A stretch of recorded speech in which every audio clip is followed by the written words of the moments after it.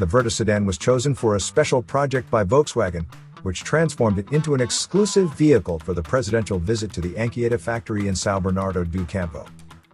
For the creation of the concept car, the roof assembly was removed.